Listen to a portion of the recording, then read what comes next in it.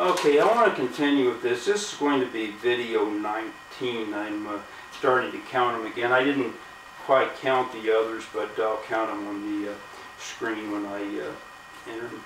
Okay, I'm going to continue with shooting scenarios here, and I'm going to continue with shooting on the street. If you're somewhere where you can have concealed carry, you might have occasion to defend yourself on the street. Now, here's the first thing. Maybe you've heard something someplace or other about firing warning shots. That's a myth. Don't do it. You don't know where it's going to go. If you fire it up in the air, it might come down someplace it shouldn't. If you fire a warning shot to either side of the intended target, it's liable to hit somebody else. So just don't fire any shots any place except 2 to center mass and 1 to the head. So that's that about warning shots. Now the other thing is, in a street situation where your life is potentially endangered by somebody you don't like the looks of. Now, they teach us in 4-Day to shout stop or I'll shoot, real loud, and hopefully the guy will pay attention to this and stop. Now, the only problem with this, as I see it, a lot of times in the street situation, you're not going to have very much distance. Now, maybe if the guy is 10 feet away, you can do that, but usually he's going to be a lot closer than that. If somebody is 5 feet from you or 6 feet, you're not going to have time to do that, because 5 or 6 feet, that distance can be closed just like that. And if the guy has a weapon or something like that, any kind of weapon at all, a knife, a club, anything, you don't want to let him get that close to you.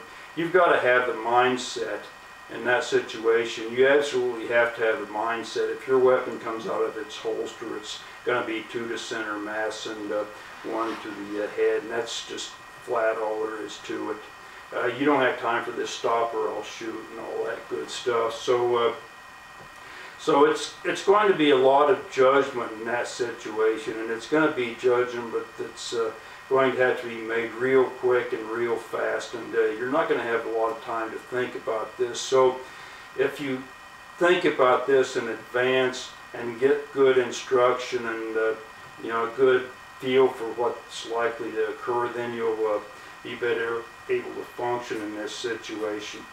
Now, next thing I want to talk about here is what to do after you've had a shooting on the street.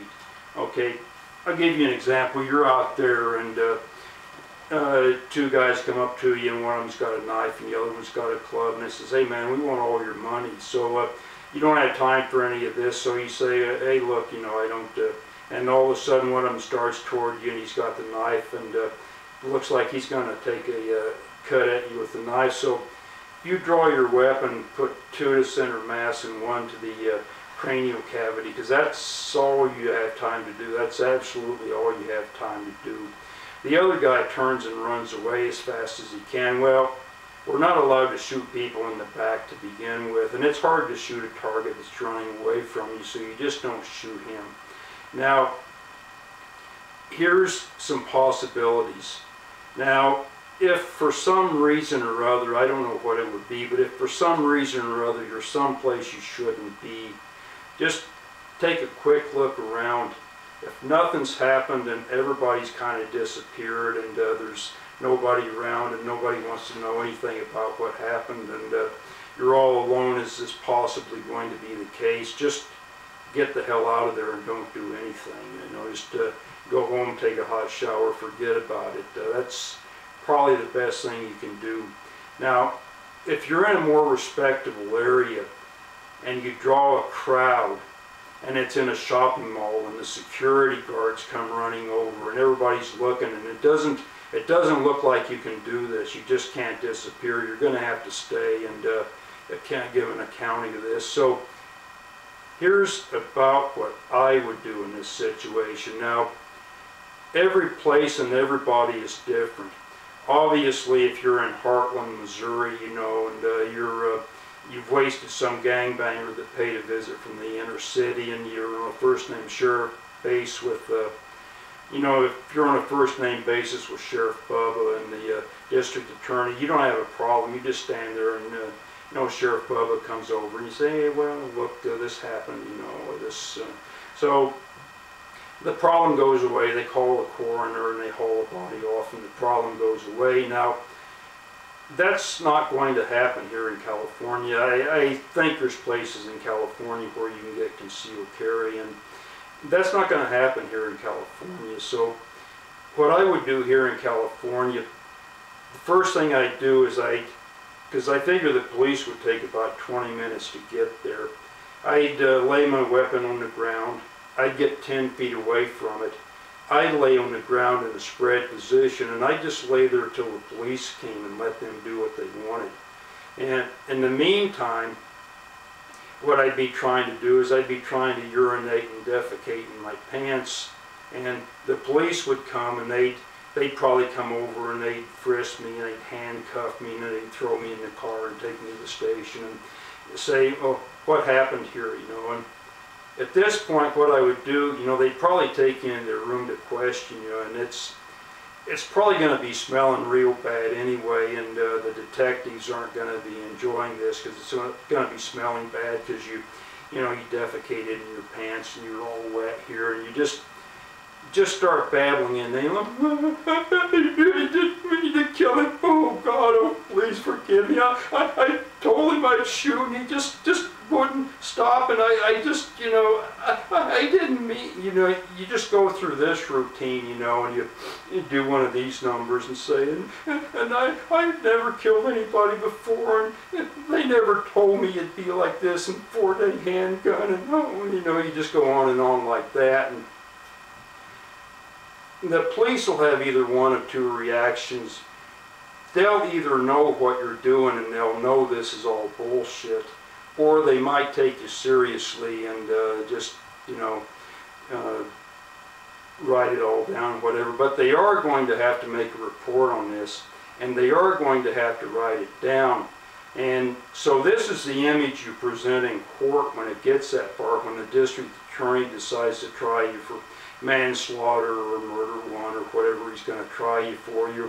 I assume because you're an honest, decent, God-fearing citizen and you have concealed carry, you're probably going to be able to make bail.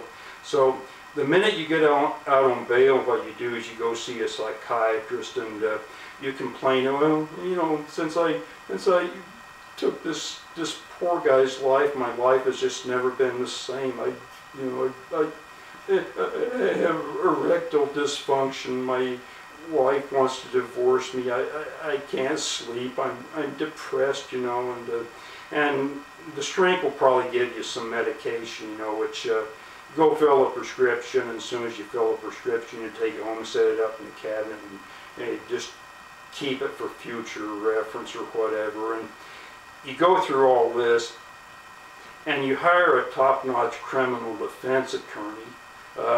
There aren't very many of them.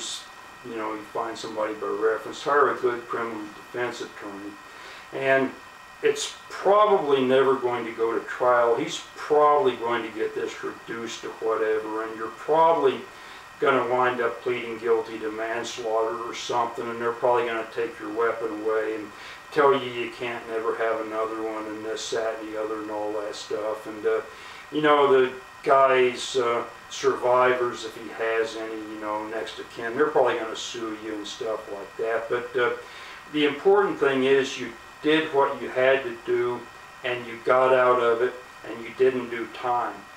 You didn't get killed by this guy, you didn't do time in the penal system, and you got out of it with a minor conviction or no conviction. So that's about how I would handle a street shooting scenario in different situations, you know. So, all right, I'm 9:30 into this, so that fills this one up, so we'll look at this and do another one.